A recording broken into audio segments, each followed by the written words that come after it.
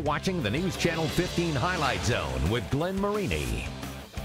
Sports coverage you can count on with the Highlight Zone starts now.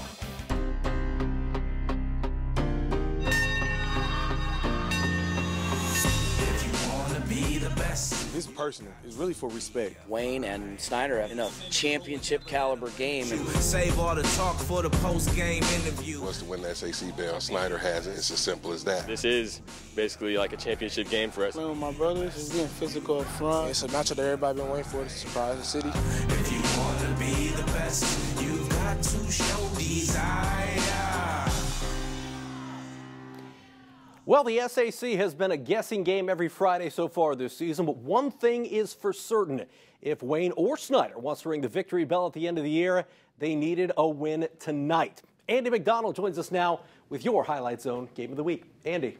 Hey, thank you, Glenn. Coming into tonight, both the Panthers and the Generals 4-1, just a game behind undefeated Bishop Dwenger in the SAC title chase. Wayne's only loss to the Saints in Week 1 in that Mud Bowl. Snyder's loss coming to Carroll in Week 2. Both teams hit their stride since those setbacks. Snyder at Wayne, it's your Highlight Zone Game of the Week. These Wayne seniors listen to Aretha Franklin pregame. They've never beaten Snyder, wanting to earn some RESPECT respect. Neither side getting much going early on. Wayne's Brandon Young locks it up, picked off by Lucas Owens in the end zone, scoreless after one. But Snyder's Anais Lockett and the tough Panthers O-line pushing through in the second makes that 7-0 Panthers. Wayne, they can strike at any moment. How about now? Young down the near sideline, downtown to Craig Young, the Ohio State commit with the concentration to haul this in. Play of the night nominee. Impressive 7-7.5. The Generals, Lambos humming after halftime in the third. Young evades the defender. Devonair Kelsaw reaches for the end zone to take the lead. Then a few minutes later, Young takes it in himself. His third total TD on the night for him. There are 22 seniors on this Wayne team. They made their last game with Snyder count. Ronald Elliott snatches the interception in the fourth quarter, and here comes out the turnover chain. Spoiler, not the first we'll see of that tonight. Wayne wins the game, and a lot of respect from people as they take it 21-7, the final. We just stayed together really as a team. We fought through adversity, and we just went out there and balled. Do you think you have their respect now? We should. We better. Because if we don't, that's what we're going to do to the next team next Friday. Sending a message to y'all. Man, I can't even explain it. We just worked too hard. All them gut boys our coaching did, aired the whole city and doubted us. Now, look at us, 5-1. You know, nobody picked us. Nobody.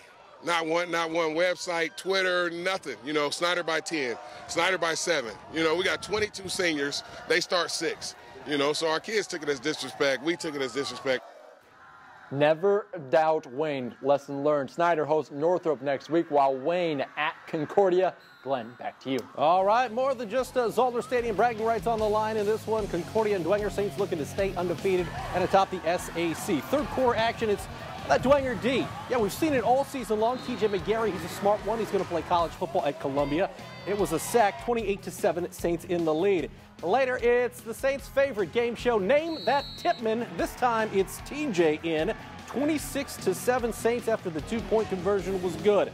Fourth quarter, Concordia going to the air. It's Jake Bird to Kamari Anderson Drew. He comes down with it in traffic, gets inside the 5, and that would set up this. Sam Hudson finds Pater here for the Cadettes, but it's Dwenger moving to 6-0 with a win over Concordia, 36-13. All the key was really defense. They had a lot of weapons on offense, and we just did a great job of stopping them. That was the emphasis all week, was stop their weapons on offense and then put the ball in the end zone on hope. Keeps us believing that what we're doing is the right thing. We'll continue to just buy into the process day at a time. You know, very blessed to have a great group of guys that don't get too excited and know that we got a long way to go. Dwenger's at Lures next week while Concordia hosts Wayne. Northside trying to build off the momentum on last week's emotional win, the Legends at Homestead, but like this guy's outfit, it wouldn't be pretty for the Legends. Second quarter already 20-0 Homestead. Camden Rogers with the safety, 22-0 Homestead. And you heard Andy talk about turnover chains. They got one at Homestead as well. Congratulations to Cam for getting to wear that baby for a little while. Later in the second, it's Homestead's ensuing drive. Braden Hardwick, he had himself a night, 134 yards on the ground and a touchdown, picked up a first down there. Later, Jake Archbold with the QB keeper. He's into the end zone. It's 29-zip Homestead at half, and Homestead goes on to win over Northside. Your final in this one, 36-6. At Spooler Stadium, Bishop Luers against Northrop. The Bruins, the highest scoring team in the SAC, and this would be an offensive shootout. First quarter, though, it's defense showing up on the highlights first. That's Nate Moore. Had a big catch against Concordia earlier this season. That's an interception for Luers. And then Norman Kanapke finds Jordan Presley, and the press man is in. Bishop Luers builds a 14-0 lead. The Bruins, though, undaunted, especially at home. Bailey Mirzo with the QB keeper, and he is in. That's a 20-yard touchdown. Cuts the lead to 14-7. Later, you're going to see Jeremiah Green pound one home. He went over 100 yards in this one. And as I mentioned, this was an offensive shootout. It always is with Luers and Norfolk this season. 45-43, the Cardiac Knights pull out another close one. Carroll's Camden Childers, second in the state in receiving yards, coming in the night, 641 yards through 5 games. Would he add to it against Southside? In a word, yeah. First drive of the game, Gavin Vogt to Childers. It's 7-zip Chargers, and that is a picture-perfect start if you're Carroll. Now, Carroll doing it with the Maxton Green. Ooh, with a vicious tackle for a loss. That would help force an Archer's punt. Ensuing drive, oh, they rock the Vogt. Gavin Vogt to who else but Mr. Childers. Great stiff arm there, and he is gone. Oh, he may end the night #1 in the state in receiving yards. Carroll wins this one big time, 52-6. Well, that does it for the SAC tonight, but after a quick timeout, we reset and we fire again. Down in Bern, 2 of the state's best 1A teams going head-to-head as Adams Central travels to South Adams in the Northeast state. Both New Haven and East Noble look to remain undefeated in conference, and in the NECC, Busco and Angola both try to stay perfect. We've got a dozen more games to get to, all up next in the Zone. We are the Knights shuffling through. More highlight zones back to you. Who do you represent right now? You represent the National Guard, but you represent the whole military. Everyone that's ever wore that military uniform, you guys represent tonight. Go out there and make them proud and get after it. Let's go. That was Southern Wells head coach Greg Mose firing up the Raiders. For more on his first season and what we saw inside the locker room tonight, tune in Wednesday at 6 o'clock in our 2-minute drill segment. Now, elsewhere in the ACAC, it's too bad we can't have a second game of the week because this one would have definitely qualified. Unbeaten Adams Central at undefeated South Adams. Jets ranked 3rd in the state in the 1A poll. Starfires say ranked 6th. Third quarter, it's 14-7 AC Logan Macklin, and if it's Macklin, the defense ain't tackling. Well, they get him down here, but 20 carries for 164 yards after that big gain. It would lead to a Parker Bates short TD, 21-7 AC. Third quarter, it's Bates looking to Macklin, and they give him room. He's got 4 defenders around him, but watch him break free. He would go 57 yards. The move of the night coming up right there to get in the end zone. Logan Macklin, a fab 15er as a junior, 28-7 AC. Ensuing possession for South Adams, Colton Yergler steals away the interception. Are you kidding me? Just took it out of the hands of the wide receiver. That's a pick 6, and just like that, AC looking good. Bailey Sprunger setting a school record. You saw her featured right here on Wayne TV earlier in the week. She's 34 of her last 34 in field goals as AC wins 49-12. I think we showed the state what we're all about tonight. We first half was kind of rough, but we came out and showed what we can really be. It means everything. I mean, county champs, sectional opponent, also a state-ranked opponent. It's an awesome win. It feels so good. It feels really good to do it with the team.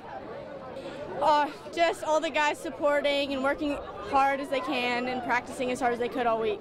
34 straight PATs for Bailey. Pretty impressive. South Adams at Jay County next week. Adams Central hosting Southern Wells. And speaking of Southern Wells, the Pride of Pinedo hosting Bluffton at Carnes Field. Bluffton known for their run game, known for Everett Johnson, and, well, he would not disappoint tonight. That is Everett Johnson, 20 carries, 225 yards, 2 touchdowns. That the first as Bluffton takes a 7-zip lead.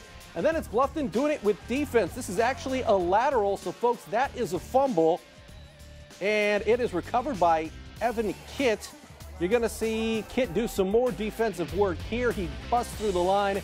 Kitt with the sack as Bluffton's defense was all over it tonight. That D pitches a shutout as the Tigers go to Panino and win 30-zip. In the Northeast 8, 2 teams undefeated in conference, one of them being New Haven. Bulldogs at Columbia City. First quarter action. Gregory Bolt airs it out. Great catch there by Doug Hill. First down, and it might lead to this. Bolt to Jacob Wygant. And Wygant takes it in for 6. Columbia City stakes themselves to a 7-zip lead on New Haven. Second quarter, Dogs get it going. How many times have we seen Kentrell Thomas already this season? He's in the end zone. Great pass from Tim Jordan. That knots it at 7. But later in the second, Coach Fox's team looking good here. It's Bolt to Bolt. Gregory Bolt finding Jacob Bolt. What a catch in the back of the end zone. Keeps the Tootsies in. The Eagles take a 14-zip lead. And yeah, Columbia City shakes up this conference with a 21-7 win over New Haven. Well, like New Haven, East Noble Knights coming in undefeated in conference. East Noble hosting Norwell. Caden Harshberger, the fumble there, and it's recovered by Norwell. East Noble up 20-15 in the third. Eli Riley, really coming into his own this season. That was Landon Geiger with the touchdown. 22-20 Norwell. Fourth quarter, Harshberger bouncing right back. 27 carries, 142 yards, kept his balance, had 3 total TDs on the night. 28-22 East Noble, and then that East Noble D steps up here. The interception for the Knights.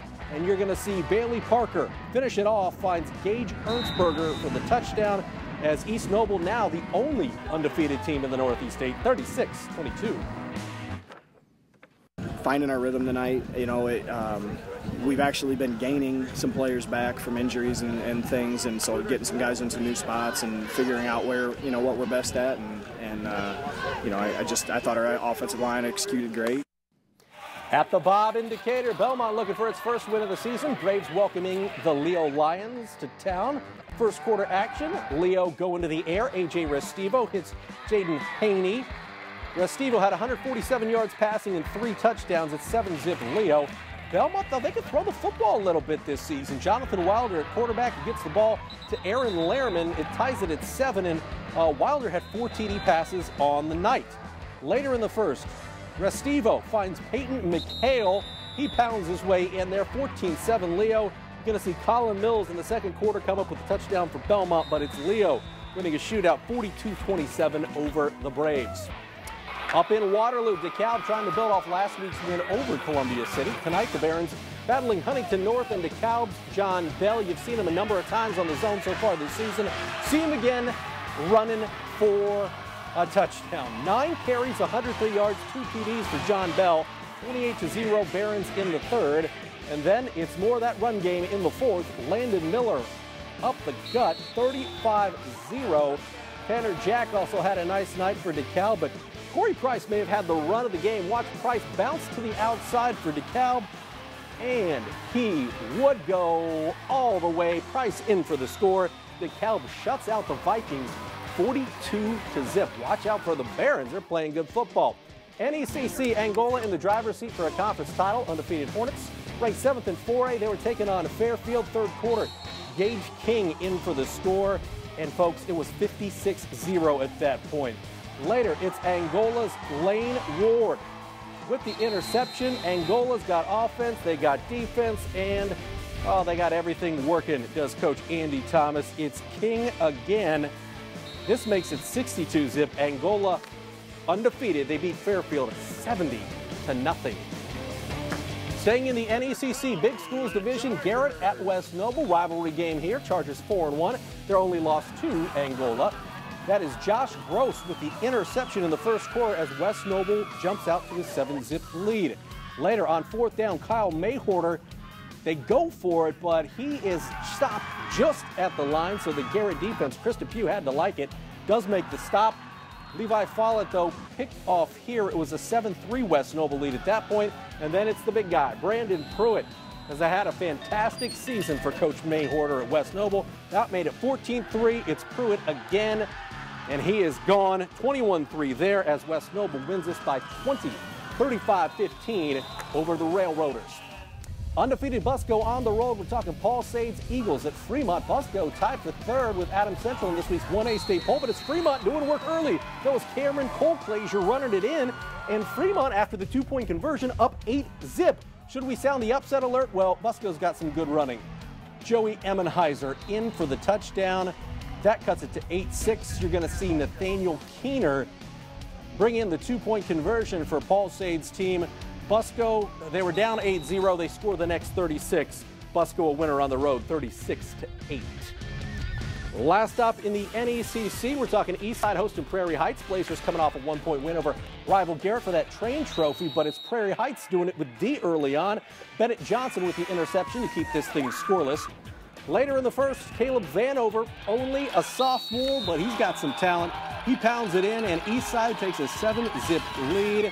And they weren't done with the men in green. Joe White with that dramatic touchdown late last week. He hits Trey Staley for a 68-yarder. And Eastside takes care of Prairie Heights. Blazers win it 38-13. In the TRC, Whitko hosting Southwood. The Knights went to regionals last year. This season, off to a 5-0 start, ranked 5th in 1A. Start of the third quarter, Knights up 29-0. Elijah Sutton defensively making plays. We're talking fumble recovery for a touchdown for Southwood. 36-0 Knights. Third quarter, it's Alex Farr. Farr coming near. Touchdown from 8 yards out. It's 42-0. At that point, Southwood and their fans taking care of business. Good to see those fans traveling. Then it's Farr to Carson Heath here for a 3-yard touchdown as the Knights have no problem with Whitko. Southwood a winner, 49-zip. Final stop of the night, we're talking NLC action. Warsaw ranked 12th in this week's 6A state poll. The Tigers hosting Goshen. First drive for Warsaw, and it ends in the end zone. Bryce Gardner with the short touchdown plunge. 7-0 Tigers in the lead. Bart Curtis got something going on at Fisher Field. That's why he's a Hall of Famer. Later in the first, it's the Warsaw defense doing it. Jackson Wagner with the sack. That defense was fantastic tonight. They would pitch a shutout against this Goshen Redhawks team. Second quarter action, the QB Josh West with the keeper for a score. Warsaw up 14-zip. They go on to win 35-0.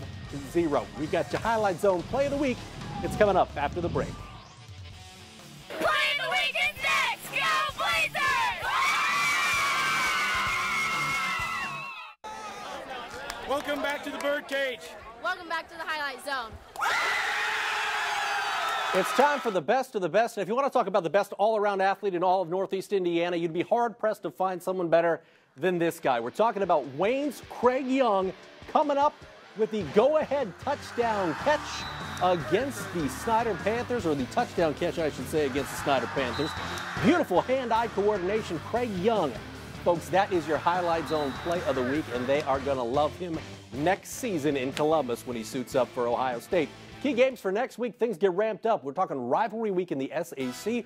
Carroll at Homestead, Dwenger at Lures, Southside at Northside in the old Totem Pole game, Northrop at Snyder in a Spooler Stadium showdown. Columbia City is at East Noble. That should be interesting. And Central Noble at Churubusco in what could decide the NECC Small Division title.